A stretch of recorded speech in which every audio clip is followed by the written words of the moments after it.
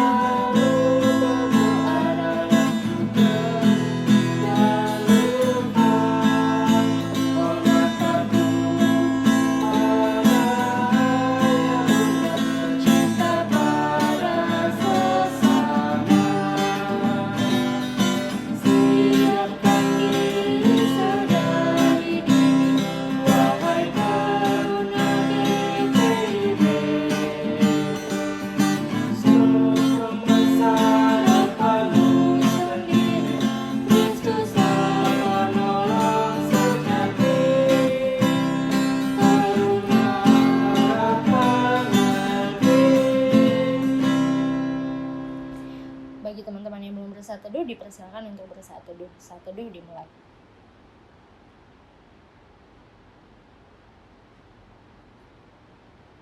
Saat teduh selesai. Teman-teman terkasih, jarak membentang di antara kita, namun kasih Tuhan mempersatukan kita. Jarak terbentang di antara kita, tapi Tuhan dengan cahaya terus mempersatukan kita. Sebab itu, marilah kita beribadah kepada Allah pengasih dan pemersatu yang selaku kita yakini memberi pertolongan kepada kita untuk hadir dalam ibadah hari ini. Mari berdiri dan memuji Tuhan dari Kidung Jemaat 3, bait yang pertama dan yang kedua kami puji dengan riang.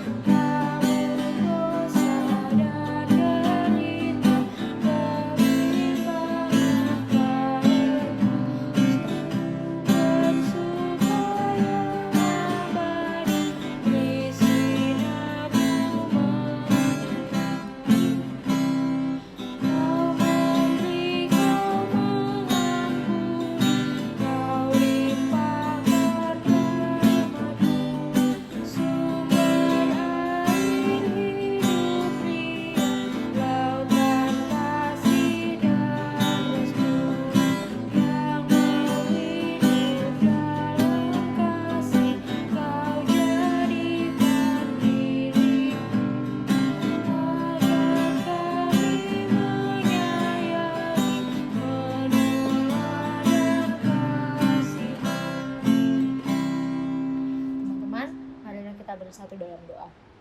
Tuhan Yesus, terima kasih ya Tuhan bila pada pagi hari ini Engkau telah membangunkan kami dari istirahat kami sehingga kami bisa memulai ibadah Hari Minggu Persekutuan Teruna pada pagi hari ini. Tuhan, kami mau berdoa agar kiranya Tuhan memberkati kami, memfokuskan diri kami hingga kami bisa fokus dalam ibadah ini. Dari pertengahan sampai akhirnya kami serahkan seluruh rangkaian ibadah ini hanya dalam perlindungan Tuhan kasih-Mu saja. Dalam nama Tuhan Yesus Kristus kami sudah berdoa dan mengucap syukur. Haleluya, amin. Kita akan membacakan Mazmur. Mazmur pada hari ini terambil dari Mazmur 6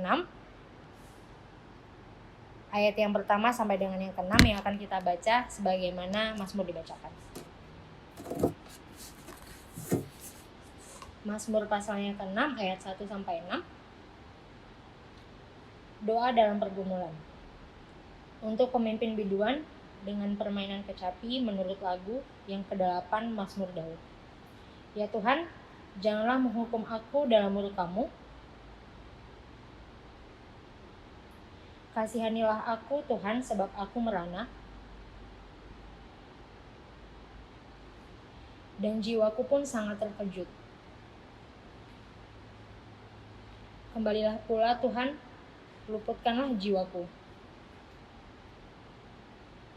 Sebab di dalam maut tidaklah orang ingat kepadamu.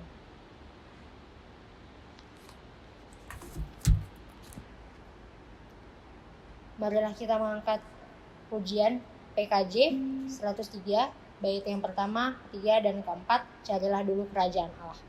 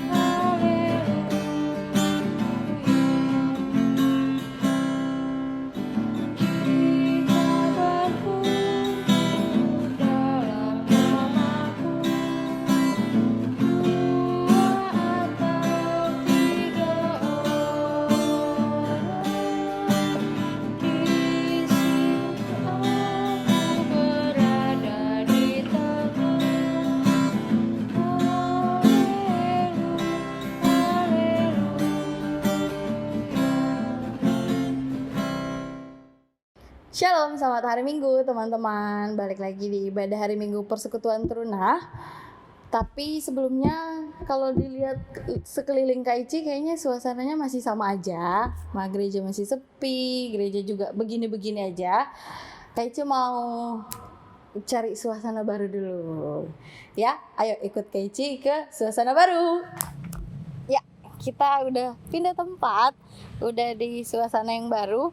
Teman-teman, persiapkan hati kita akan merenungkan firman Tuhan. Sebelum kita merenungkan firman Tuhan, mari kita bersatu di dalam doa. Tuhan Yesus yang baik, terima kasih Tuhan, kembali kami bersyukur kepadamu Bapa atas rahmat dan kasih setiamu. Kami masih dapat beribadah kepadamu walaupun dalam keadaan yang berjauhan satu dengan yang lainnya. Tapi kami yakin dan percaya Tuhan, Engkau selalu ada dimanapun kami berada. Sekarang ya Tuhan, kami akan merenungkan firman-Mu. Tuhan kiranya yang mau menyiapkan hati dan pikiran kami, agar kami dapat mengerti dan fokus dalam mendengarkan firman-Mu, agar firman-Mu tidak hanya kami dengarkan saja, melainkan dapat kami lakukan dalam kehidupan kami sehari-hari. Terima kasih Tuhan, ampuni dan layakan kami, dalam nama Tuhan Yesus kami berdoa. Amin. Ya teman-teman, kita akan membaca firman Tuhan yang terambil dari kitab Yoel, pasal yang pertama, ayat yang pertama hingga yang ke-12. Kita akan membacanya secara bergantian, yang dimulai dari KIC dulu. Firman Tuhan yang datang kepada Yoel bin Petuel.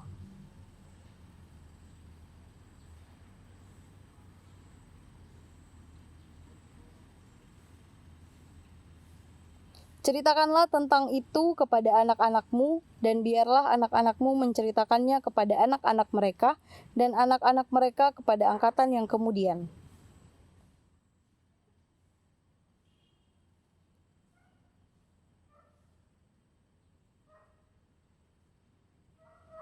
Bangunlah, hai pemabuk, dan menangislah.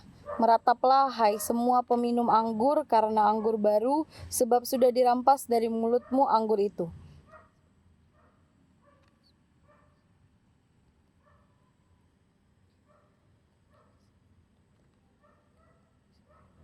Telah dibuatnya pohon anggurku menjadi musnah dan pohon araku menjadi buntung. Dikelupasnya kulitnya sama sekali dan dilemparkannya sehingga carang-carangnya menjadi putih.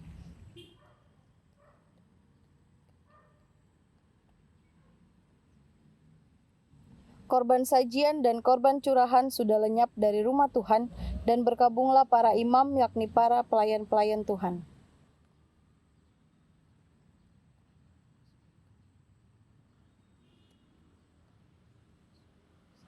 Para petani menjadi malu, tukang-tukang kebun anggur meratap karena gandum dan karena jelai, sebab sudah musnah panen ladang.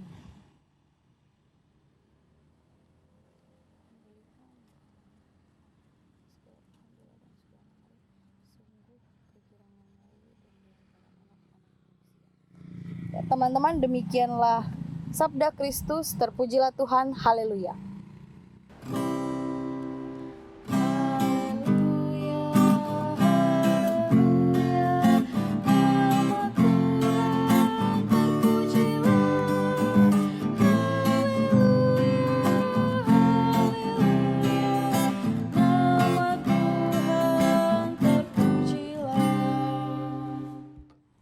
Ya, selamat pagi teman-teman, selamat hari Minggu. Kita bertemu lagi di ibadah hari Minggu Persekutuan Teruna minggu ini.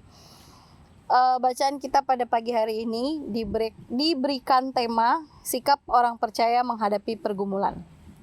Ya, teman-teman, tema dalam hal ini, tema kita sangatlah berkaitan dengan kehidupan kita yang sekarang, yang sedang kita alami. Apa yang sedang kita alami? Ya, teman-teman pasti sudah tahu kita sedang mengalami pandemi yang sangat menakutkan, bisa dibilang menakutkan.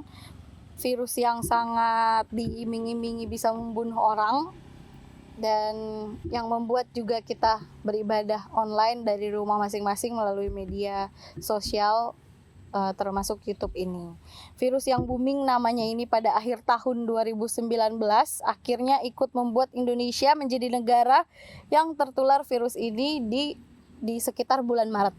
Karena dari 2019 sebenarnya virus ini udah ada, yang pertama kali ditemukan di Wuhan, Cina, dan kemudian masuk di Indonesia pada sekitar bulan Maret, dan akhir Maret kita udah berhenti ketemu, kita udah nggak sekolah online, bukan nggak sekolah online dari rumah, belajar dari rumah, bahkan pekerja juga bekerja dari rumah, termasuk kita ibadah dari rumah. Dan sekarang kita harus terus berada di rumah sampai dengan jangka waktu yang belum ditentukan, sesuai dengan bagaimana keadaan di luar sana, sudah baikkah atau belum, sampai kita akan kembali lagi ke kehidupan normal seperti sebelum adanya virus ini. Sekilas tentang virus ini, virus corona, yang mungkin teman-teman sudah tahu banyak, yang teman-teman sudah dengar beritanya, di media sosial juga sudah bertebaran berita-berita. Teman-teman harus pintar memilah antara berita yang hoax dan yang sebenarnya. Tapi yang kita tahu sama-sama bahwa virus ini penyebarannya sangatlah cepat. Bisa dari mana saja, bahkan kita saat memegang barang, misalnya kayak pegang kertas atau pegang apapun yang kita nggak tahu siapa yang habis pegang barang itu, bisa jadi di situ udah ada virusnya. Jadi kita harus sangat berhati-hati dengan penyebarannya, bahkan ngomong berhadapan dengan orang yang kita nggak tahu dia sehat atau enggak, bisa jadi itu udah ada virusnya. Jadi kita harus hati-hati. Bahkan sekarang gejalanya udah macam-macam. Yang awalnya gejalanya cuma demam tinggi, batuk-batuk, sesak napas, sekarang gejalanya udah menyerupai penyakit-penyakit yang lain yang mungkin kita anggap sepele awalnya.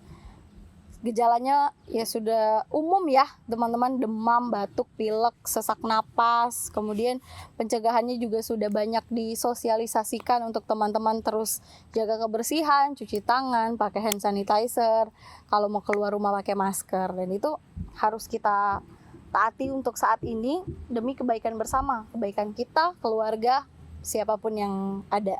Kemudian update terakhir teman-teman, nanti Kak Ica akan munculin gambar. Teman-teman, banyak update terakhir yang jumlah pasien dan jumlah pasien yang sembuh, yang meninggal dunia itu semakin meningkat setiap bulannya. Bahkan sampai per 17 Mei 17.500 orang yang sudah terpapar virus corona.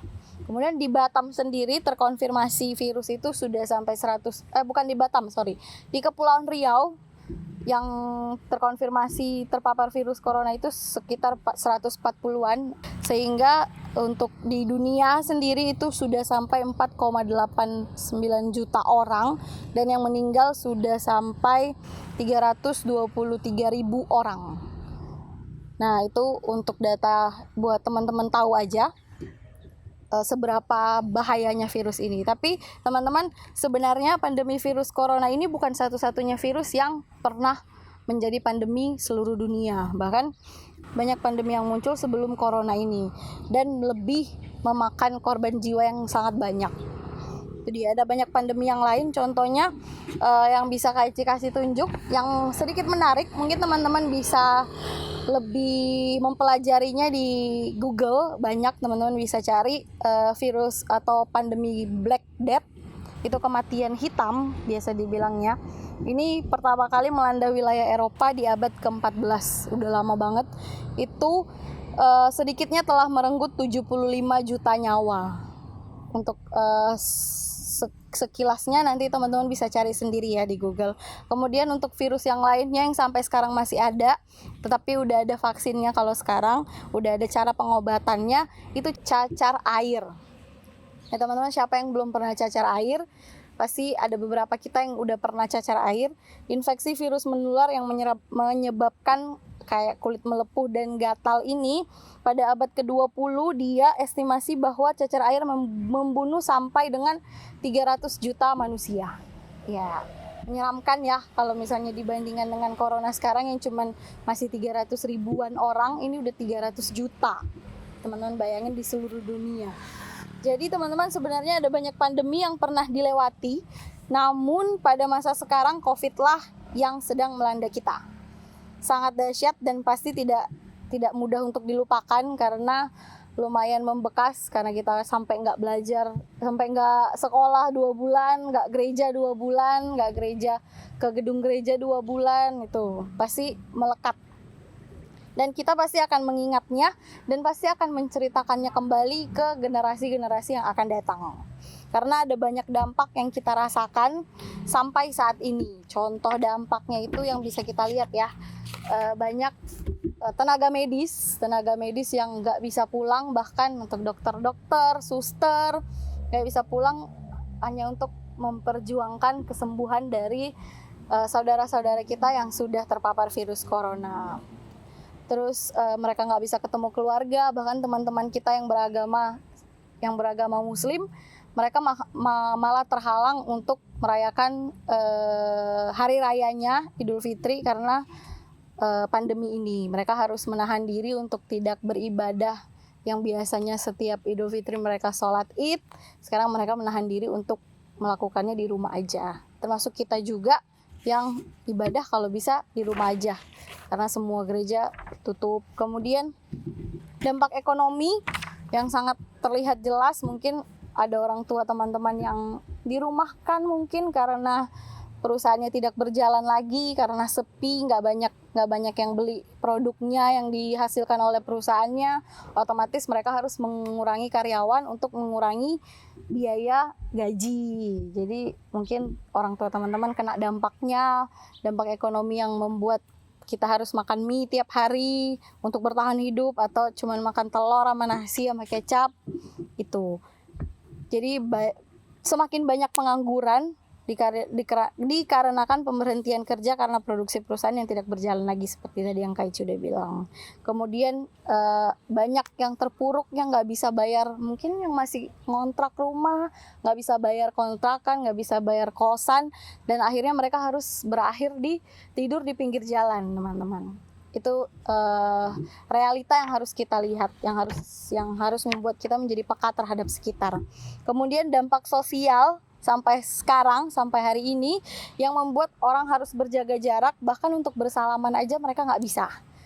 termasuk kita ya, untuk bersalaman aja kita harus hati-hati, untuk apalagi yang kalau tradisi kita salaman harus cipika cipiki, minimal salaman cipika cipiki untuk sesama teman. Tapi sekarang kita harus menahan diri untuk tidak melakukan itu untuk tidak bertemu. Mungkin teman-teman yang hobinya nongkrong di mall atau sekedar makan siang di mall sekarang udah nggak bisa lagi. Itu ada banyak dampak yang bisa kita lihat secara langsung. Terus rumah ibadah semuanya ditutup, apapun agamanya tetap kita beribadah di dalam rumah. Ya, itu dampak-dampak yang bisa kita lihat secara umum yang memang kita rasakan juga sampai sekarang. Nah, pada bacaan kita minggu ini, keadaan yang sama juga menimpa kerajaan Yehuda. Nabi Yoel ditugaskan untuk menyampaikan nubuat tentang bencana yang akan menimpa Yehuda. Salah satunya itu ada hama belalang seperti bacaan kita pada pagi hari ini.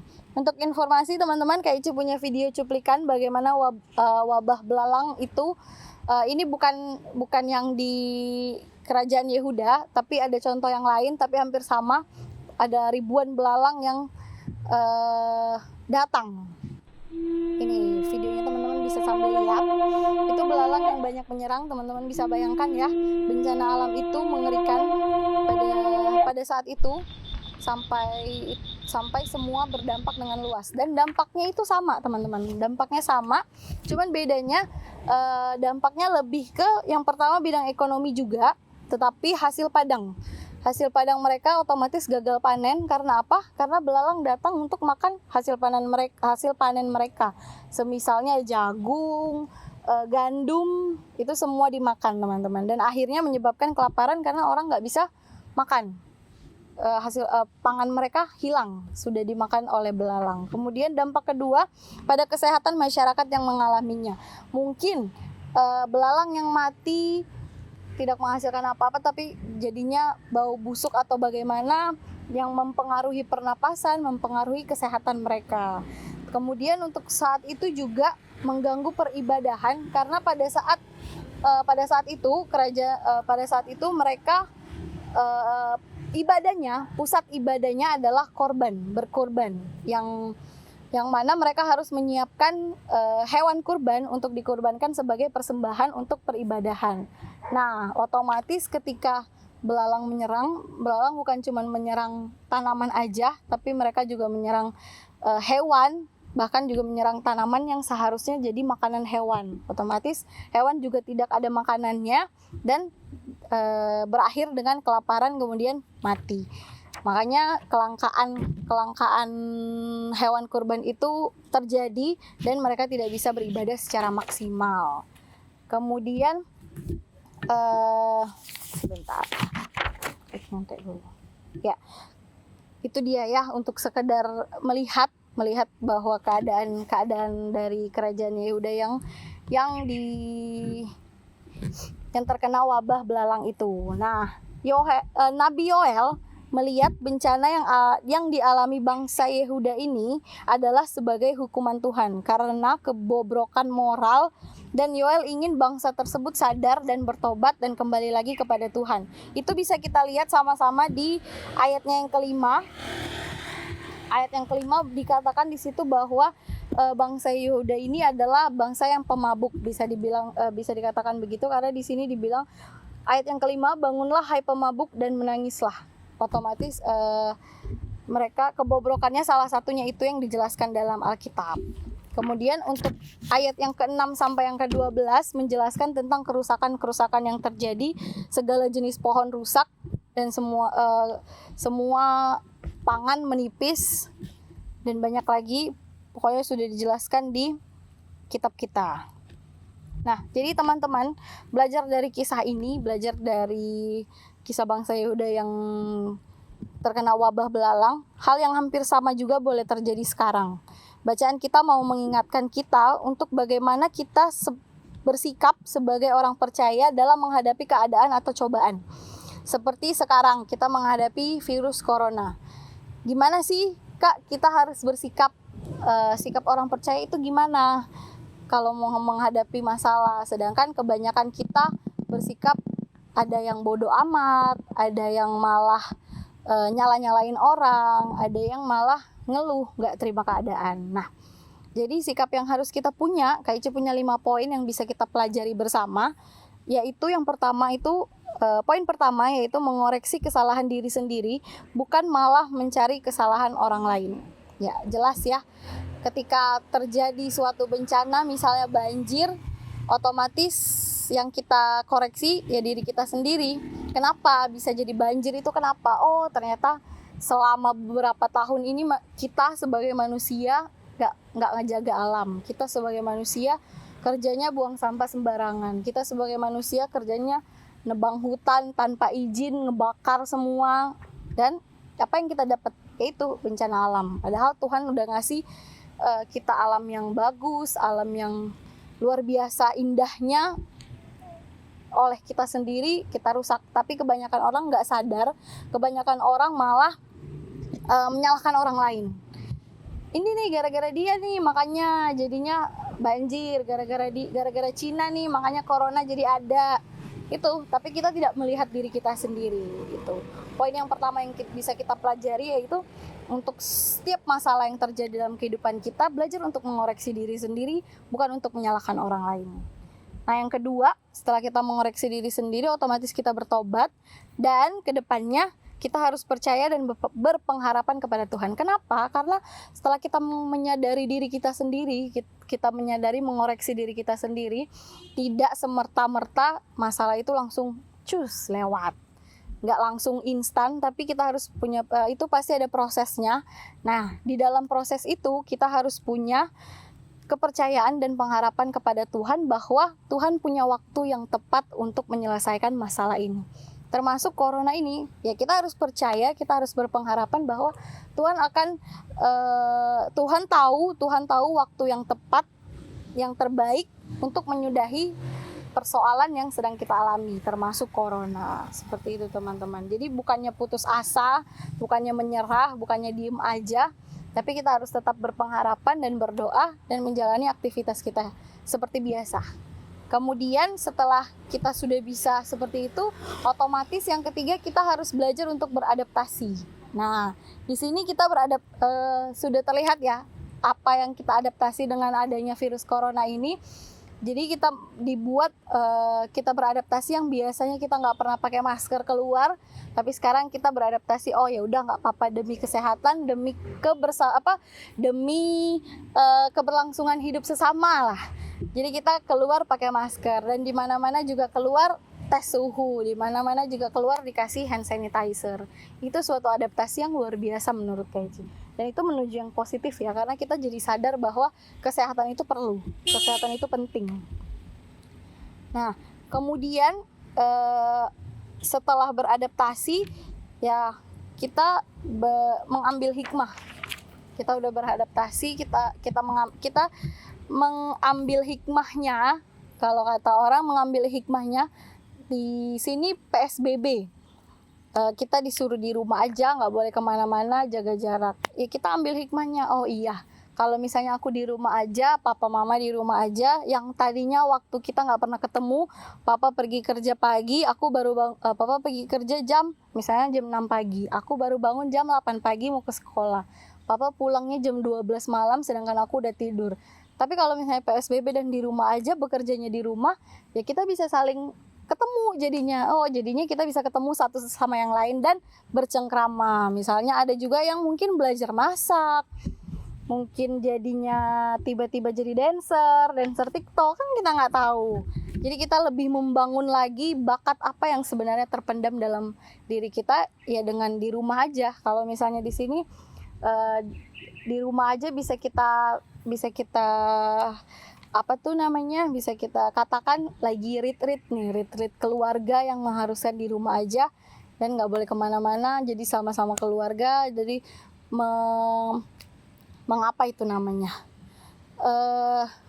mengevaluasi diri di rumah aja dan membangun, mencari bakat apa yang sebenarnya kita punya dengan di rumah aja. Karena kalau di luar kita nggak bisa fokus.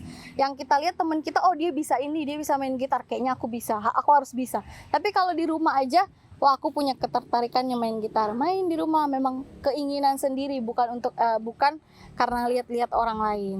Tuh salah satu hikmah yang boleh kita, jadi kita harus mengambil hikmah yang baik meskipun keadaannya memang gak menyenangkan. Memang bosen di rumah aja, bosen pasti, tapi ya mau tidak mau arahan pemerintah seperti itu ya kita harus ikuti, dan itu dan dengan berpengharapan bahwa ini nggak akan lama kok. Tuhan Yesus pasti tahu kapan masalah ini berhenti, kapan wabah ini hilang dari dunia ini. Tapi ya gitu, kita untuk sementara tetap menjalankan apa yang harus kita jalankan sebagai manusia. Kemudian untuk hal yang terakhir dan yang terpenting, setelah kita tahu apa dampaknya, apa yang kelihatan sekarang, ya kita mau terlibat melakukan hal-hal positif bagi sesama. Contohnya udah banyak ya, ada banyak sekali penggalangan dana untuk peduli COVID. Ada banyak teman-teman mungkin nggak bisa melakukan hal yang sebesar itu, tapi setidaknya teman-teman peka terhadap teman-teman yang lain. Mungkin teman-teman yang lain juga membutuhkan bantuan, mungkin sahabat teman-teman, teman dekat yang memang kita tahu terdampak gara-gara virus ini, jadi terdampak secara ekonomi ataupun yang lain. Teman-teman bisa bantu kalau misalnya teman-teman mempunyai rezeki yang lebih. Tidak harus uang, tidak harus itu. Teman-teman hanya perlu support, dukungan, kasih semangat, itu juga sudah penting buat teman-teman yang mungkin terdampak. Jadi itu. Jadi ketika kita mengalami hal ini, kita yang pilih sendiri apa yang mau kita ceritakan di masa depan tentang sikap kita di mana sekarang pandemi COVID yang sedang berlangsung. Apakah hanya kemalasan dan keegoisan kita yang dalam berjuang untuk bertahan, atau kita mau memberitakan bahwa pelajaran dan hikmat yang kita peroleh dan keterlibatan kita dalam bertahan di masa-masa pencobaan. Jadi teman-teman yang pilih mau menceritakan, misalnya taruhlah anak teman-teman, pasti teman-teman akan menceritakan, iya dulu ada pandemi ini, terus nanti ditanya, terus mama ngapain waktu pandemi itu? Enggak, cuman males-malesan aja, tidur di rumah, nggak ngapa-ngapain. Otomatis kita sudah memberikan contoh yang kurang baik. Nah, ketika kita terlibat melakukan hal-hal yang positif, kita juga akan menyampaikan hal-hal yang positif itu kepada generasi kita selanjutnya. Jadi untuk itu teman-teman, di masa yang sekarang memang sulit, apalagi kita mungkin sebagai teruna-teruni yang merasakan langsung dampaknya di keluarga kita masing-masing. Tetapi sebagai orang yang percaya, orang yang memiliki sikap dan mental yang kuat, mari kita terus berpengharapan kepada Tuhan bahwa Tuhanlah yang harus kita pegang agar kita mampu melewati masa sulit ini.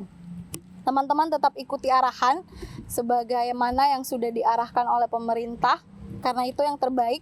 Karena kalau kata orang, untuk menunjukkan sayangnya kepada orang tuh kalau sekarang cukup untuk lihat dari jauh aja.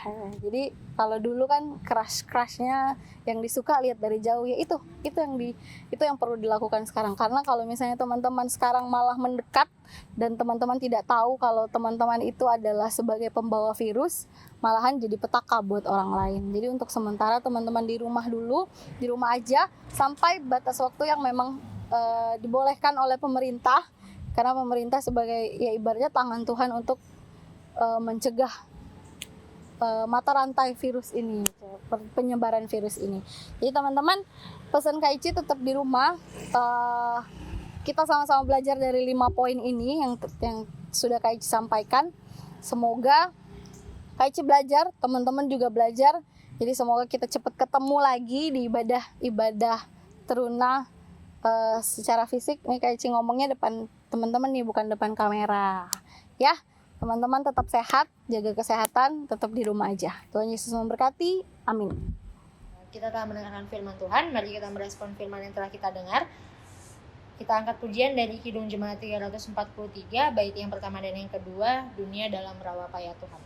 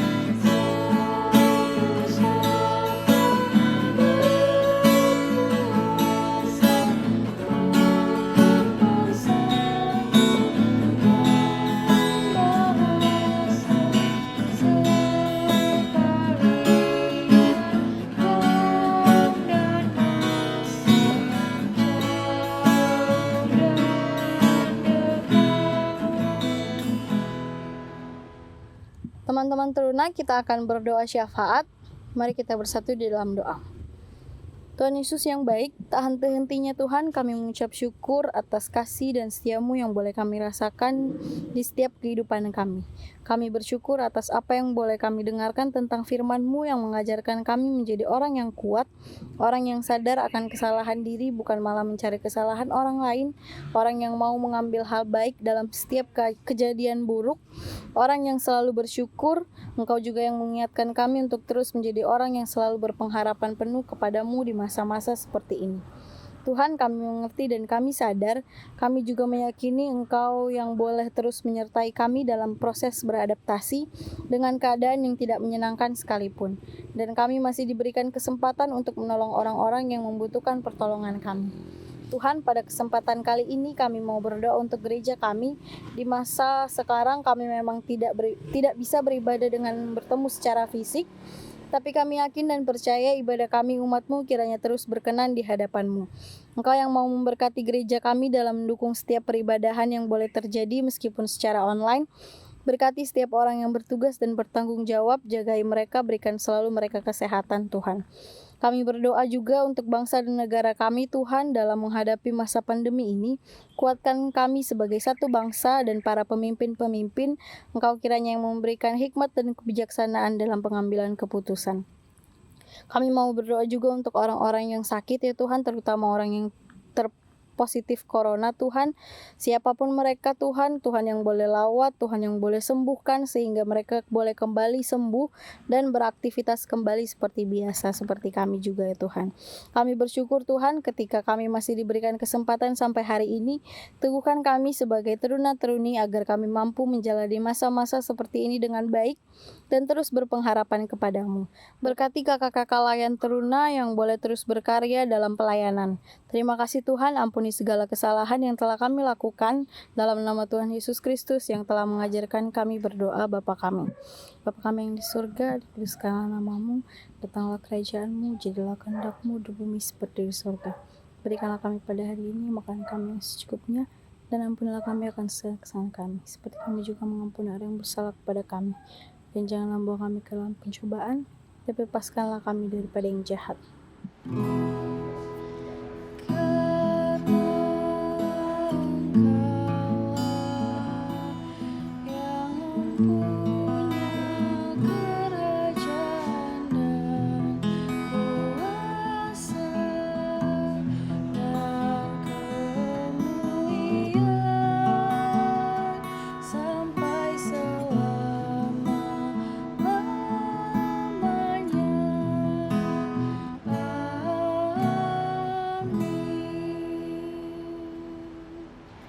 Marilah kita mengumpulkan persembahan sebagai rasa syukur kita dalam ibadah kita. Mari kita angkat pujian dari Kidung Jemaat 146, bait yang pertama dan yang ketiga, bawa persembahanmu.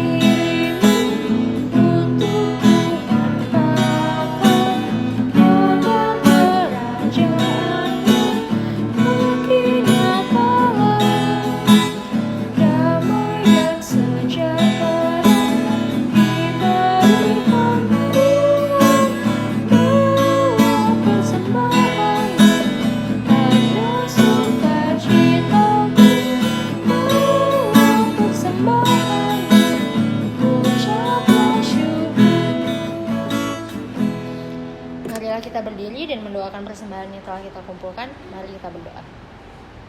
Tuhan Yesus, baru saja kami mengumpulkan sebagian dari berkat yang berasal daripada-Mu ya Tuhan. Biarlah apa yang kami kumpulkan juga dapat berguna bagi gereja dan juga sekeliling kami. Nah, doa kami ya Tuhan, dalam nama Tuhan Yesus Kristus kami sudah berdoa dan mengucap syukur. Haleluya, amin. Pergilah, beritakanlah Injil yang sudah kamu dengar dalam bibir dan lakumu, dan jadilah senantiasa saksi Kristus dimanapun kamu berada. Kita bernyanyi dari pujian Gita Bakti 115 ayat 1 dan 2, utuslah kami.